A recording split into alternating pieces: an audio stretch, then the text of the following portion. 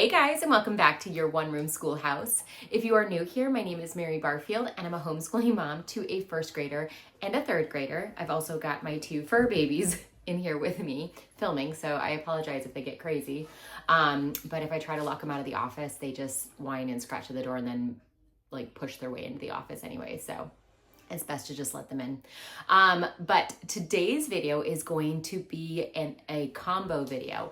It's going to be our October homeschooling update combined with our term 1 update. So we follow a 3-term homeschooling schedule for our school year. Each term is 12 weeks and you combine them all together for a 36-week school year, and we have just completed week 12. Now, this first term, let's just talk about like kind of the term highlights, right? Let's talk about it. This term for us is what I would consider a growing term. This was our first year bringing in my youngest daughter as a first grader. Last year as a kindergartner, she still was just kind of doing phonics and math and tagging along as she pleased for other subjects. But this year, I really consider her for the first time a full-fledged student. So that was a bit of an adjustment.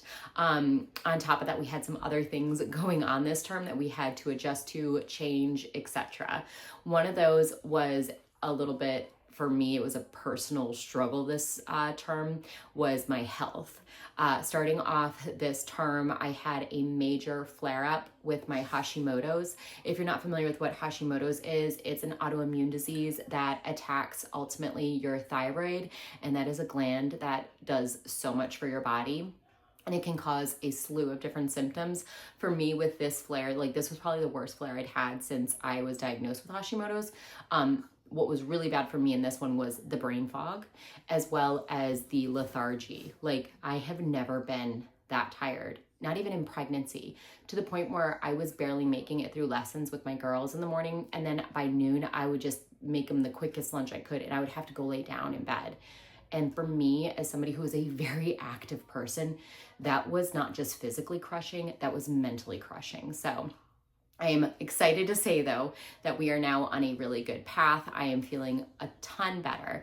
Once I ultimately realized what was happening, I immediately started doing a Hashimoto's protocol when it comes to food, lifestyle changes, toxins around me, etc. And I can tell you I'm so much better than I was before.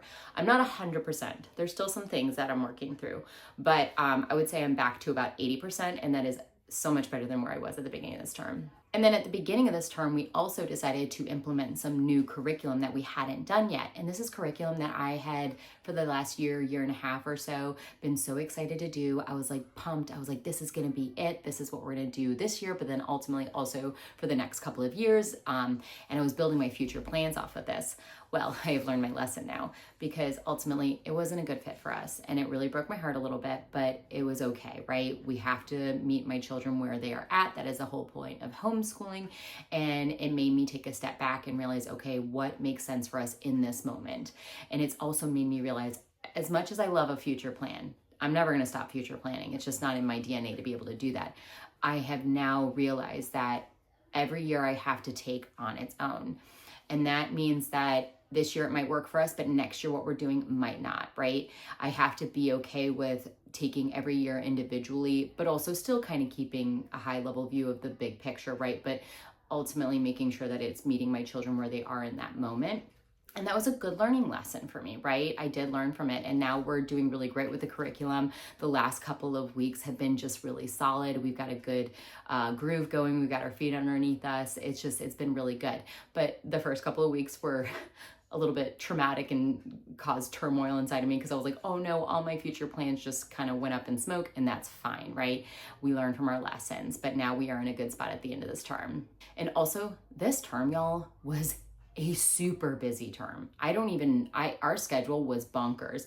I felt like I couldn't even stop to breathe half the time. Laundry was piling up. Like, all these things were, I was barely keeping up with the dishes. It just felt like we were going from one thing to the next to the next. And I will be honest with you, I am very excited about this upcoming term too.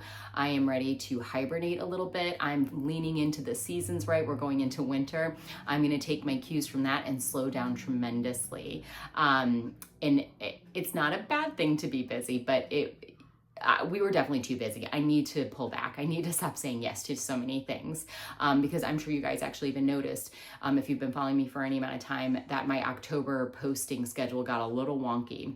There were some weeks that I only posted one video, or there were some weeks where I did not stick to my Tuesday, Saturday posting schedule, and you were getting one on Wednesday or Sunday, or I was, just scrambling to get it up in time. So, and that's okay, right? I should be okay with the fact that sometimes I'm not going to be on schedule because life happens.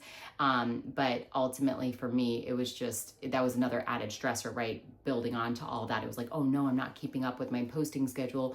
But also I had a lot of videos I wanted to get out, and I was like, I want to post them because they're fun for me to create. This is my fun creative outlet. So, there was kind of that emotional toll coming over me. On top of that, I don't know what's going on lately. And I recognize as my YouTube channel grows, I'm going to have exposure to a wider breadth of different people. And my experience 99% of the time with YouTube has been overwhelmingly positive. I think we've got a beautiful community here. Everybody is kind, supportive, and genuine, and they're just coming from a place of wanting to learn and be better. And much better than some other social media platforms. Some of the other ones, people are cruel. I don't know how to explain it. I don't know why, but people are mean in some of the platforms. But I will say of late, there was a period of time during October where I had, I don't know, it was like almost every day I opened the app and I had a negative kind of mean comment on one of my videos. And it could be the newest video, or it could have been one I posted 10 months ago. So it was really bizarre. And I am human. I try not to let comments affect me, but I don't have the thickest skin. I think I have an okay layer of skin, but maybe not the thickest, and things do affect me. But ultimately I try not to let them. And if I do see a comment that could be somewhat negative, I still approach it with the mindset that that person genuinely is coming from a good place. They want to know more, they want to understand better, or they're genuinely giving their opinion in a positive way, but it might be coming off a little bit harsh or whatever. I keep that in mind, and I genuinely try to think the best of people. So I will always respond initially with a professional, happy, good comment to them. If they come back with a negative comment, again, they're being harsh or trolly, you can tell if they're trolling or not, then I realize that there's no benefit out of this back and forth conversation, that are not really here with an open heart to have conversation and understand. And I just don't then respond anymore after that. But the reason I went there was that it just seemed like there was a lot of that happening in October. And like I said, I'm only human, and that was kind of impacting my mental health, and it was impacting my want to post on YouTube, frankly. My creativity, my excitement was dimming because of these people, and they're probably watching right now and knowing that they're affecting me, and that's fine. But ultimately, what I've realized is that moving forward, I cannot let those people, affect me like that, because this is my space. This is my creative space. This is my homeschooling channel. This is my homeschool that I'm sharing with you guys.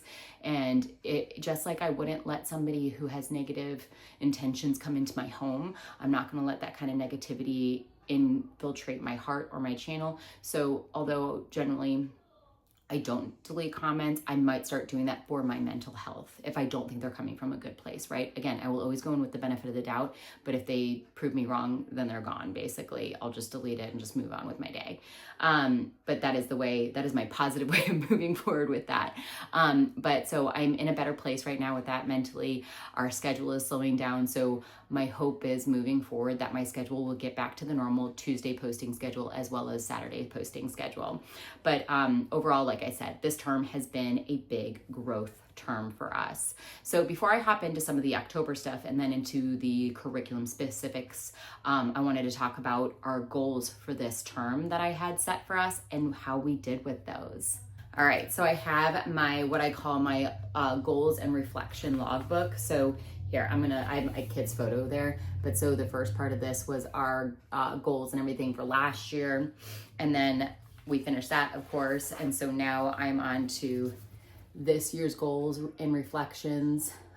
So this is basically like a homeschooling diary for me, literally. Every week or every day, sometimes I'll write something in here about like something I noticed, what was going on. It just allows me to go back and look over and see like how we've done, you know, this term. But so here at the beginning of the term, I always write some goals for the term. So let's talk about that. So talking about Charlotte, my first grader's goals, I wanted her to complete Math with Confidence level 1. She did that. We'll talk about it.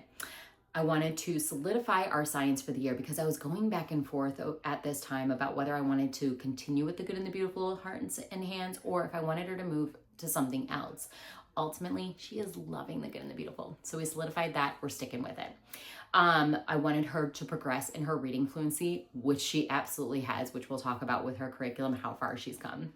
And then I wanted to spark a love of history in her because we really haven't worked on history yet.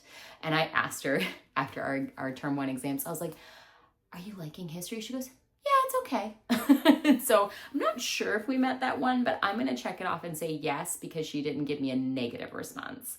Now for my oldest daughter, who is in 3rd grade, I set 3 goals for her. I wanted to lay a strong foundation of multiplication, which we are absolutely doing with Math with Confidence level 3. She is getting her math facts down like that. And she, more importantly, understands the why behind it. She's just not memorizing them. She's actually understanding the conceptualization behind it. Number 2 was continue to build strong reading skills. We are absolutely doing that. Again, I'll talk to you about that in a second through her curriculum. And then I wanted to focus on more one-on-one time with Emery. And because my youngest daughter, because she is the youngest, does get a little bit more of that attention, but now that she's getting older, she's becoming more independent, so I can then balance my time better with Emery now. And I asked her at the end of our exams as well, I was like, hey, do you feel like I've achieved that better this term? And she told me yes. She goes, I do. I feel like outside of homeschool, you're also spending more time with me, because she loves to bake with me. She helps me with chores. She goes on errands sometimes with me when her little sister's like, I just want to stay home. She'll come, like with my husband, she'll come with me and we'll have kind of mommy one-on-one time. So I feel like we are achieving that better now. So can firmly say we have achieved all those goals. As a group, I wanted to solidify our schedule or our working rhythm, which we absolutely have now. I wanted to confirm our loop for our morning time, because that was kind of up in the air, like what I wanted to do at the beginning of the term. We've got that down pat now. And I wanted to enjoy and build wonder and awe in learning, you know, coming at it from more of a synthetic approach versus an analytical approach. If you've read Consider This, you know what I'm talking about. So I feel like we have absolutely been doing that much more now this term, trying to back away from the more analytical and just more have fun with hands-on play and understanding. So I feel like we've absolutely done that. So let's talk about some October specific updates. These are not really curriculum specific, but they were things that impacted our personal lives and, you know, homeschooling in general. So one was we did make a change to our schedule. We have joined a Charlotte Mason nature hike group that meets on Fridays, and it pretty much takes up all morning into like lunchtime. So we've decided we just don't want to do curriculum on those days. It doesn't make sense for us because we're doing learning in a different way. So what that meant is we had to condense our 5-day-a-week schedule down to 4 days. So we had to cram 5 days worth of curriculum into 4. And this took a little adjustment. One, I had to change my mindset about curriculum and not being so gung-ho about like, if we don't get it done on this day, it's okay if we move it over to another day. I had to change into that mindset and be a little bit more flexible, which I can gladly say I am really leaning into. I'm still working on it, but I'm getting much better about that. Number 2 is that I realize we have to start school by 9 a.m. if we don't feel like we're going to be doing school all day, like until 5, right? Now that's dramatic. We have never done that. But the point is that if we don't start by 9, we are absolutely going over past lunch, and not just by like one little bit. It's like we're doing another hour or so worth of work if we don't start by 9. So once we do that, it takes the pressure off of us. We can enjoy our homeschool a little bit better. And it's just working better for us starting by then. If we can start by 8:30, more is the better, right? And the third thing we had to do, which you will see throughout this video within our curriculum, some tweaks we've made. We had to make some tweaks to the curriculum. Not necessarily that we like had to nix anything specifically to accommodate the schedule, but we had to change the way we were doing that, which I'll talk about as we get into the specific curriculum. Some other updates, I'm excited to say I have been reading so much more this month. I promise I'm going to do an updated what I've been reading video for you here soon, hopefully in the next month or so, and share with you all the good books. A lot of it has not been learning books. A lot of it has just been entertainment, feel good, like beach reads, if that's the best way to explain it. And you know what? That's okay, because that's the season I'm in right now. That's what my brain needs, because I'm doing so much with the girls during the day that is learning, that it's like I need just something fun and entertaining to hold my interest. So I have been reading more. I'm really proud to announce. Also, this month, so my birthday was on October 2nd, and then our anniversary is October 3rd. So we had our 10th anniversary / my birthday. We did a trip.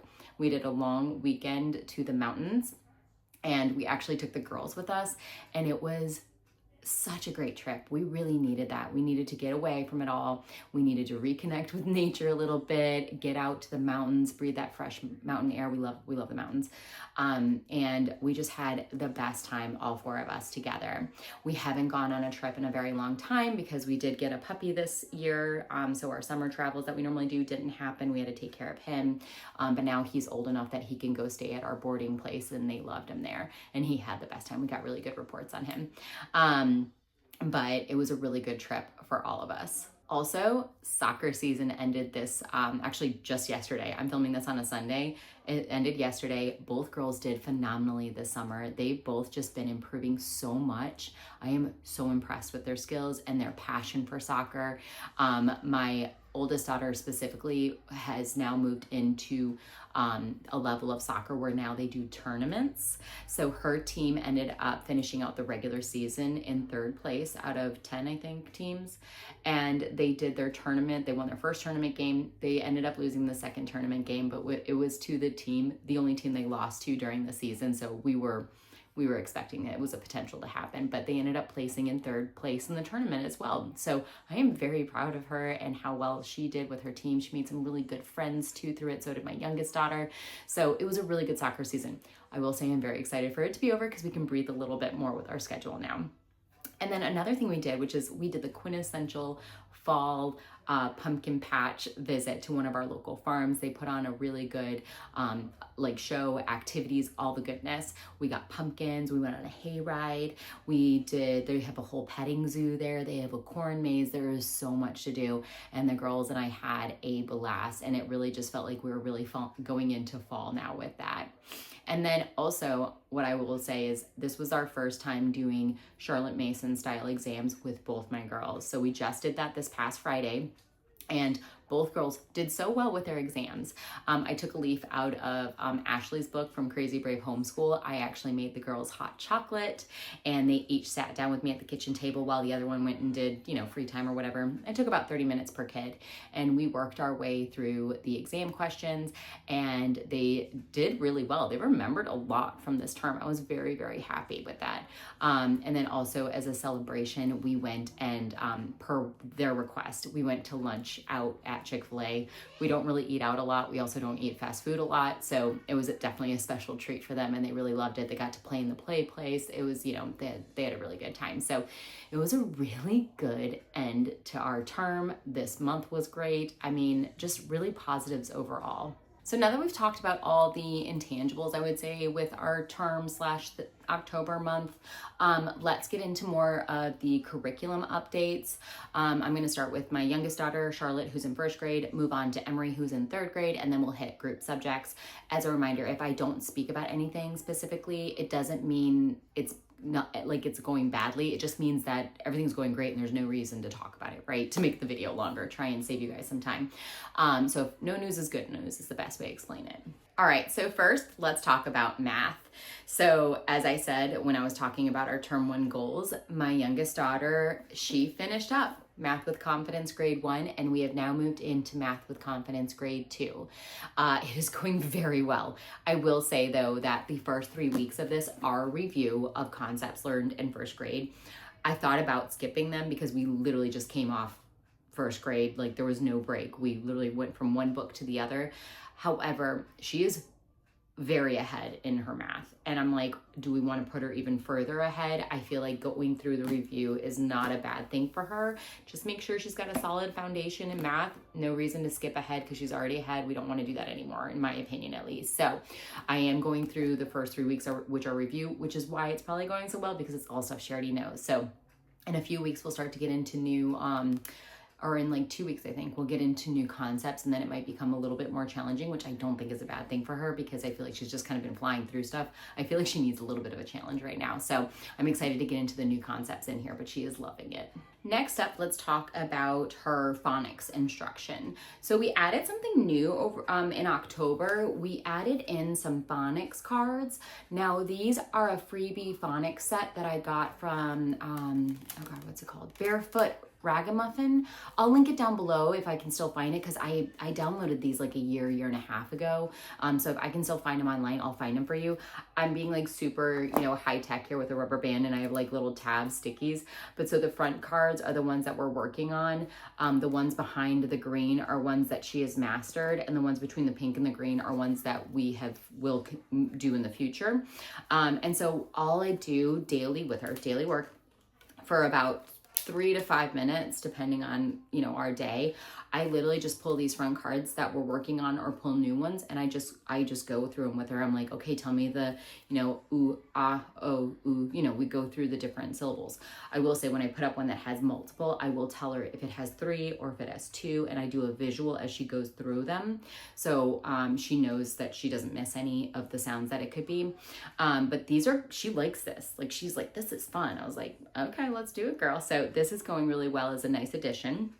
On top of that, we are working our way through our Booster B cards from the Good and the Beautiful. We're not doing the language arts program. We're just doing the Booster B cards. Right now, she just finished up her most recent review. She's on card 38, and I think there's 56 cards in here. So we're over halfway through Booster B card, and that's going well. Honestly, she really connects with the way this works. I don't know why it works for her, but we found what works. Let's keep doing it, right? Another thing I did to accompany this is we have been doing the Good and the Beautiful. I know this is 2nd grade, but it's in my binder somewhere else. We were working through the Good and the Beautiful 1st grade sight words list. I'll link these down below. They're free for you to print off. There's multiple lists that you can get. But she has completed the 1st grade sight words. She's mastered them. So I'm just showing you kind of what it looks like. It looks like this is just 1st grade level words. But she mastered those. She did really well with them. I was really impressed. So she is doing really great with her phonics. I think it just clicked for her one day, and now she's just speeding along. And then last but not least, for her language arts is reading practice. So we have been doing 5 to 10 minutes of reading every day consistently, utilizing the Book Shark Language Arts Level 1 readers. And I am excited to say she completed all of the readers from Level 1 this term, except for the last one, and she's halfway through it, so we'll finish that on Monday or Tuesday of this week. It's like, I'm so impressed with her. She just devoured them. So my whole thing is at minimum 5 to 10 minutes, but she would just be like, can I do one more chapter or one more page? And so I would let her go maybe to 15 minutes at most. But because of that, she would just start working through these. And then also I leave them out in a basket in our living room, and she would just go pick up the reader we were working on and read it in her off time. And she would read it out loud to me, and then I would have her narrate back to me what she learned. But I mean, she just kind of plowed through these. So I'll go through what the books are. So she read I Can Read It Book 1, I Can Read It Book 2, I Can Read It Book 3. We went through the spelling or the reading words list in here that accompanied the I Can Read It books. She read The Best Trick, Green Eggs and Ham, Put Me in the Zoo, The Cat in the Hat, One Fish, Two Fish, Red Fish, Blue Fish, and then A Big Ball of String. And then, of course, like I said, the last book, and she's finishing this up, is The True Story of Balto. I will say this, I feel like, is the first book we finally hit that is challenging her. And it's not all the words. There'll be random words in here. Like, for example, the first time she read this name, Gunner, she was like, does that say Gunner? And I was like, yes, that's good. But you could tell she was unsure of herself.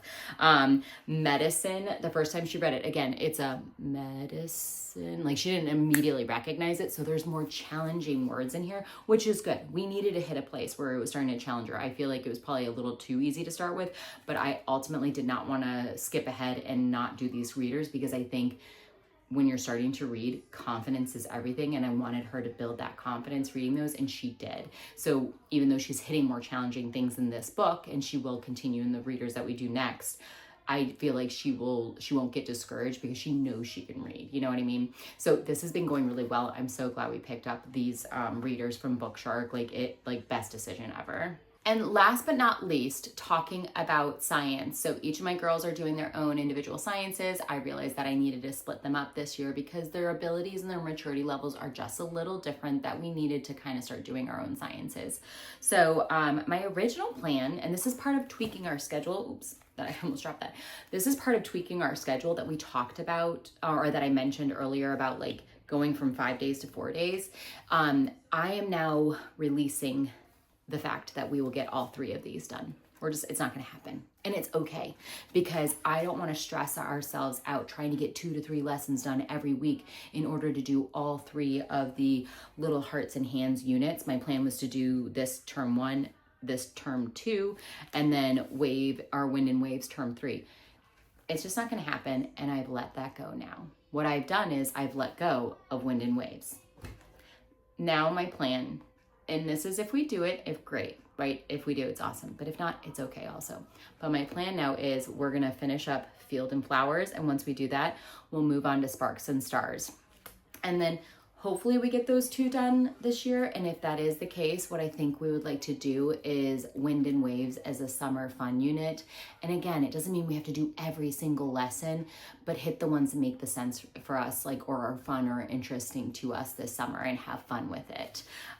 So what that means for us schedule-wise is we are now doing 1 lesson, maybe 2 a week. That's it though. That's all we need to do. And I'm not going to stress if we don't get 2 lessons done a week, but we are at least always getting 1 lesson done. And that's what's important.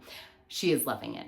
She is. Field and Flowers is going great. It's material that she's interested in. We've been learning about different pollinators, honeybees. We learned about snails, ants, plants that eat, desert plants, seeds, trees and their sap, the different types of trees.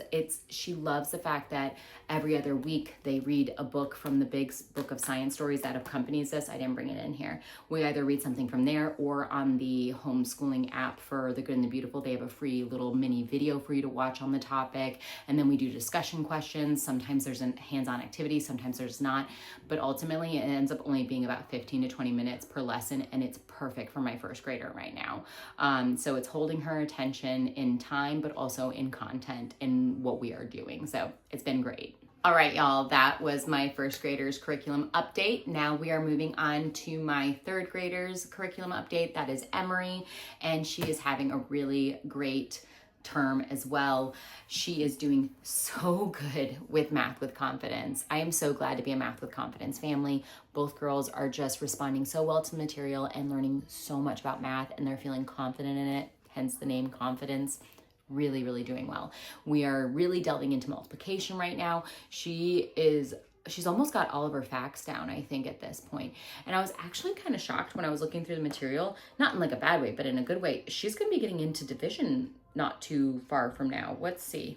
So we have completed Unit 4. There's 16 units in the program, so we are a quarter of the way through. And she will start touching upon division in Unit 10. So in 6 units, we're going to be talking about division as a third grader. That's so crazy to me, but she's doing well with it. And even though we started this a little later because we made the switch from Math Mammoth, I'm so glad to be back to Math with Confidence. Even though we switched a little later, because I think there's roughly about 32 weeks of school in here, we will finish actually on time. We will finish right before or the first week of summer. So she'll still be right on track, and that won't, impact her in any way where she feels like she didn't finish it. So going really well, y'all. Okay, let's talk about language arts now. Just like my youngest, for additional reading practice, she is working her way through the Bookshark Language Arts Level 3 readers. And she has completed four and like, we'll call it 3/4. She's completed 4 so far. So she's read The Secret Valley, The Chalkbox Kid, The Paintbox Kid, Paintbrush Kid, The Littles. She loved this one. She thought it was so cute. And right now she is working her way through Viking Adventures. Like I said, she's about 3/4 of the way done. She's only got that much left.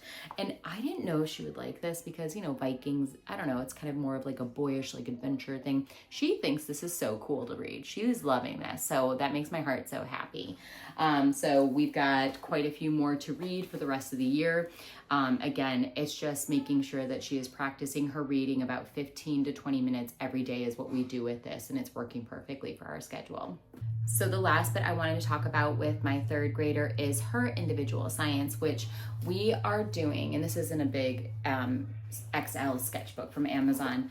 We are doing elemental science biology for the grammar years, and we made some tweaks a few weeks ago. Probably, I think it was in September, I talked about it in my update.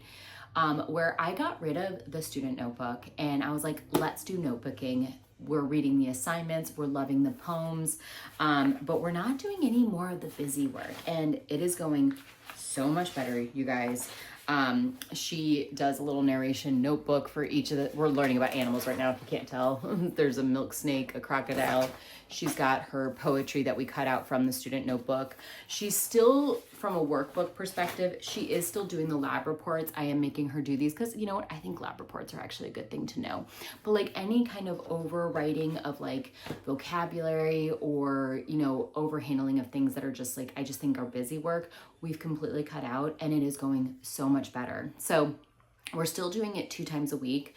How I've kind of made this work, our first day of biology, we do the readings, we go over the poem if there is one, just for quick practice, and then I have her do a narration notebooking page, and then we take a break, and then we will do a second day that week of biology to do the demonstration or activity scheduled from the book, and watch any videos or read any extra books we got from the library that are included in the instructor guide. And that seems to be a really solid rhythm for us. It's taking about 20 to 30 minutes per lesson, and that's been perfect for our schedule as well. Now, her favorite thing, we actually did 2 really cool demonstrations or experiments this month in October, and Emery's favorite was doing the owl pellet dissection. I'd never done an owl pellet dissection, so I was kind of excited about it. And her sister always sits in and watches her do it. She's like, ooh, this is cool. So the kit came with a identification sheet so that you could identify what bones you were pulling out, like what animal did the owl eat that day. And so she pulled out basically 2 full skeletons of a mouse. So our owl ate really good that day. And she was so cute with her goggles. She had her gloves on, her tweezers, and she was going to town on it, and she loved it. She thought it was the neatest thing. My youngest daughter was like, do I get to do one? I was like, actually, yeah, we'll get a kit for you. We can get them off Amazon, I think, for $10. And we'll do it maybe like 2nd or 3rd grade for her, just as something fun to do. The second thing she really liked was when we were learning about reptiles, and we were learning about how they have softer shells than chicken eggs. And so if you watch, or if you follow me on Instagram, actually, if you don't, I'll leave my handle down below. That's where I kind of do more of the behind the scenes. But I posted on my stories how the experiment turned out. And what we did was we put a chicken egg inside of a jar and covered it with white vinegar. And that vinegar, what it did was it dissolved the calcium within the chicken egg shell that makes it hard. And after about 24 to 48 hours, you take it off, rinse it out very gently, because the shell has basically gone away and you're left with the membrane. It literally felt like a water balloon, but you could see the yolk inside. I mean, it was still kind of opaque, but you could see it. And so the whole idea was to kind of show the difference between the two and why a chicken egg is harder than we went over that, like why it's harder than a snake's eggshell, why they're softer. And so we learned all about that. So that was a really cool demonstration that she loved. All right, so last but not least, let's talk about group subjects. This video is long. I'm sure is no shock to any of you guys. If you are still hanging around and you are still here, leave down in the comments a book emoji just to say hi and say, you know, I'm still here and I appreciate you immensely. Thank you. So let's get into those group subjects. Here I wanted to talk about our free reads or our read alouds real quick. This is my homeschool planner. I have a little term 1 section here, and this is where I am proud to share this with you. I keep our read aloud tracker, and it's in a visual format. I literally print out each of the books we've read that are read alouds, and I put them in here. I ask the girls when we're done, out of 5 stars, what do you give it? And I average their ratings together. But as you can see, we've read a lot of American Girl books. We've read a lot of American history books as well.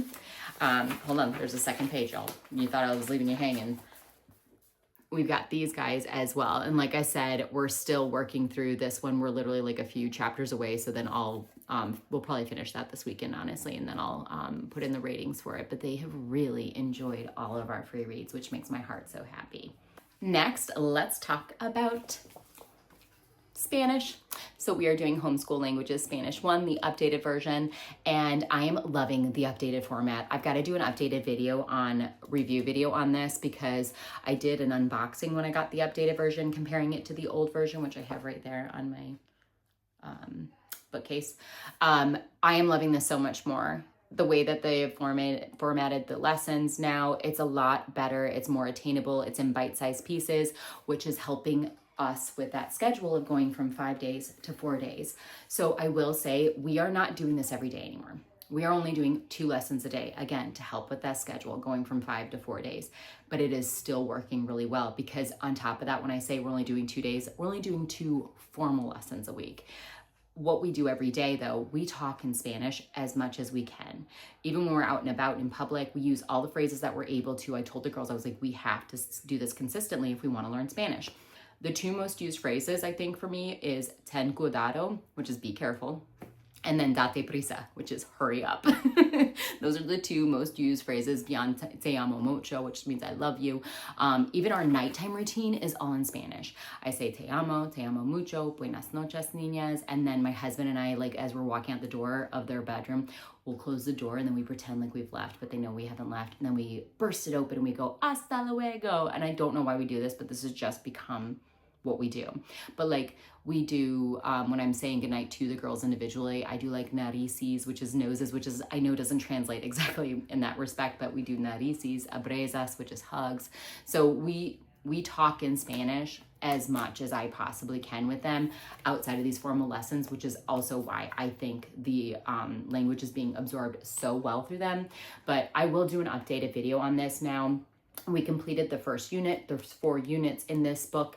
Both girls passed the Unit 1 assessment with flying colors. So we are on the right track. We're doing really well. No changes here. I do not foresee this going anywhere anytime soon. So next, I'm going to talk about Blossom and Root Art Level 0. We are doing from their artist study, composer study, and their actual art activity weekly. So I am sad to report we have dropped this. I know. I love Blossom and Root. I think their program is fantastic. They've got great curriculum options, but ultimately, coming from the way that we were doing Ambleside Online's composer and artist study last year, where we got to sit for 12 whole weeks with one composer and one artist for the entire 12 weeks, this just feels so fast. And the girls were not connecting with the material. Also, all of the links, all of the art was on a computer screen. And whereas with the artist study, I actually had printouts and I would leave it out for the 2 weeks that we were studying a print. The composer study I had on loop through an Ambleside Online Spotify playlist that somebody put together. It wasn't connecting with them as much. On top of that, a lot of these artists, which was actually one of the pros initially, was that they have a diversity of mediums being used. So it wasn't just paintings, it was like wire sculptures, it was pottery, it's all different types of materials used to create the art. Well, the problem with that is that they're seeing a picture of the 3D rendering of like the fabric motif or whatever. And for them, it's just not connecting. It just wasn't. And so I ultimately was struggling through it. And then I finally said in October, I was like, I think we need to change the way we're doing art and our artist study and our composer study. So I will be talking about that actually in the next video. Will probably be our term 2, what's coming up, like what's the new stuff we're adding in for term 2, what are we doing differently. So I'll talk about what we're gonna do moving forward. But sadly we have to say goodbye to Blossom Room Road because they were doing one composer and one artist every 4 weeks, and it just wasn't sinking in with the girls. So I think less is more in this situation, at least with my girls. But I know a lot of families that do well with this. It just wasn't fitting for us, sadly. Okay, y'all, handicrafts, paper sloyd was like the big winner of term 1. My girls love paper sloyd. It's so fun. It's basically paper folding, but not only is it just paper folding, you're learning like dexterity with your hands, you're learning geometry, you're learning skills in that respect. And we finished up all of these first year models. So here's at the front of the book, there's first year models. The good part about this book, there are 2 more years worth of models that we can do. I almost thought about it. I asked the girls, I was like, do you want to keep doing paper sloyd? Because we're loving it so much. They're like, yes. So I looked at the year 2 models. We can't. We got to take a break. We got to save it for next year because they do increase in ability and challenge. And even these last couple of models we did for year 1 were challenging for my girls. They got it, but they were definitely challenging them. We need to take a break specifically to give my youngest daughter another year to mature in her ability to do this. So next year we'll do year 2 models. The following year, we're definitely going to do year 3 models. They loved this. Their favorite thing that they did in October was they made little books. So they folded these, they glued them, they did the paper. They're a little off, it's fine, but I think they turned out so great. And so they're gonna write their own little books in here. But yeah, this went really well, y'all. Okay, only 2 more things to talk about. I swear I'll be super quick. We're gonna talk about nature study with the Burgess Bird book. My girls have loved this book. We are currently on chapter 15. And they are absorbing so much information from this. We were doing it alongside the Simple Studies nature study book. I will say we have pretty much dropped everything from that except for the coloring pages, which I've created a coloring book. I printed each of my girls off one of these and they've created their own coloring book from it essentially. And so the way that we are doing it now is that we're just simplifying it. What I do is I look in here, I'm like, okay, here, I'll pull up the most recent one that we did. So, hey, today we're gonna learn about the meadowlark. And so what I do is I go on my iPad and I look up on allaboutbirds.org. I'll link that down below. I look up and I search meadowlark and it pulls up beautiful pictures, a audio file of the way that they do their call so we can listen to how they sound. It gives us interesting factoids about it and videos that we can watch of how they move and everything. And what I do after we've done that, I give both the girls their coloring books. I say, okay, you can color. I read the chapter while they're coloring. And then after we've completed that, they both give me a narration of something that they learned about that bird that day. And it is going so well, y'all. I'm really loving this simplified version of it. The Simple Studies wasn't complicated, but it was still just a little bit more than we needed. We just needed to look up the bird on allaboutbirds.org just so I could listen to the call, see some pictures, read the chapter, and do a narration coloring notebook. That's all we need. It's simple. My kids are young, and that's honestly doing so well for them. When we go out on nature hikes, they look for the birds that we've learned about that day. I mean, they're bird people. We're bird watching people. I don't know what to say. We become those people. So we're really enjoying that. Last but not least, I'm gonna do a quick overview of Caroline from American Girl History from the Little School of Smiths. I'm doing a really quick overview because I just did an update video on this. I'll link it down below. If you want to get all the details on it, go click that video. But we loved Caroline's unit. It was all about the War of 1812. This was a topic that I wasn't really well versed on because either I really wasn't taught about it a lot when I was younger or I just don't remember it.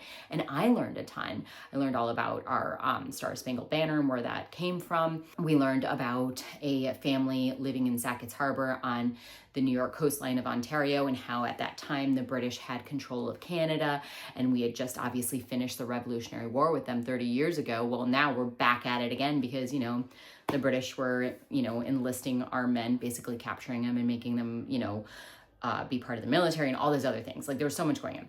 And so we're back at it again, right? It was such a good unit. One, the storyline for Caroline was so engaging, so exciting. This was my personal favorite. The girls said they really loved it, but they still love Felicity because that's fine. That was my favorite growing up. I love colonial America. It's my favorite time period. But they said, they were like, this really was a good one. It was very action-packed and adventurous. But the all the projects we did, all the videos, it really brought it to life. It was just a really good unit. We are really loving American Girl history. This year has been the perfect switch for us. And, you know, we originally were going to do it. We were going to do 3 girls over the next, you know, every year for the next 2 or 3 years. I'm so glad we're doing it all in 1 year, because I feel like if we had stretched it out too much, we would have lost them. Doing it at this pace is working great. So excited with American Girl history. We are loving it. All right, y'all, that was a long one. I hope that you enjoyed it. If you're still around, thank you so much. If you did enjoy it, give it a thumbs up for me. If you have any questions or comments, advice, whatever, anything, leave them down in the comments. I love talking to you guys. Again, remember, if you're still around, leave that book emoji. And if you are new to my channel, hit that subscribe button. We'd love to have you around for all things homeschooling, curriculum reviews, Charlotte Mason, mom life, etc. Please hit that subscribe button, stick around, and I hope you enjoy it. And we'll see you guys in the next one. Bye, y'all.